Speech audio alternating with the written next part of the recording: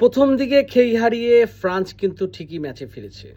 জি হ্যাঁ, সেনেগাল প্রথমার্ধটা ঠিকমতো খেলতে পারলে হয়তো গোলের ব্যবধানটা প্রথম অর্ধেই এগিয়ে যেতে পারতো সেনেগাল, কিন্তু দুঃখজনক হলো সত্য, তারা গোলের দেখা পায়নি। কিন্তু কি দুর্দান্ত যে সেনেগাল খেলা দেখিয়েছে, এটা কিন্তু আসলেই প্রশংসার দাবিদার। এবং সেই সাথে প্রথম অর্ধে ঠিক কিছুটা অগোছালো থাকলেও, যেমন প্রথম অর্ধে এমবাপ্পেকে মাঠের মধ্যে খুঁজেই পাওয়া যায়নি, সেই তুলনায় কিন্তু ঠিক বিরতির পরে যখন ফ্রান্স টিম আবারও মাঠে নামলেন, তখন কিন্তু আমরা দেখতে পেলাম অন্যরকম এক ফ্রান্সকে।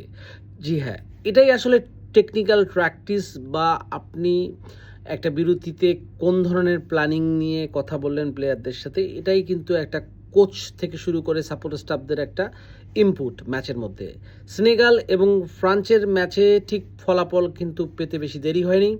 ৬৬ মিনিটের মাথায় এমবাপ্পে কিন্তু সুন্দর একটি ক্লিন শিট গোল দিয়ে দেন, এবং এর থেকে কিন্তু স্কোর চলে যায় 1-0-তে।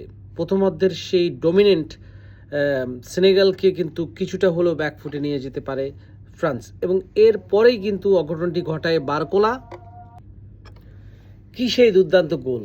হ্যাঁ, মাঠ থেকে কিছুটা সামনের দিকে এগিয়ে যেয়ে বারকোলা যে গোলটা করলেন, এবং সেখান থেকেই কিন্তু ফ্রান্স ধরাছোঁয়ার বাইরে চলে গেল। ২-০ গোলে এগিয়ে গেল ফ্রান্স। এবং এরপরে আমরা যেটা দেখতে পাই যে সেনেগাল এবং ফ্রান্সের যে মুখোমুখি সংঘর্ষ, সেটা কিন্তু শুরু হয় ৯০ মিনিটের পরে। এরপরে কিন্তু এমবায়া একটি গোল করে সমতায় ফেরান ২-১ গোলে, কিন্তু এরপরেই আবার আমরা দেখতে পারলাম এমবাপ্পে কারিশমা। ডি বক্সের অনেক দূর থেকে, মাঝমাঠ থেকে কিছুটা সামনে এগিয়ে যেয়ে তিনি এক লম্বা কিকে যে গোলটি করলেন, এখন পর্যন্ত আমার দেখা বিশ্বকাপের সেরা গোল এটি।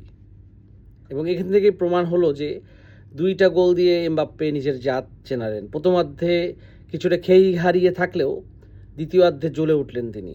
এটাই আসলে মহাতারকাদের গুণাবলী।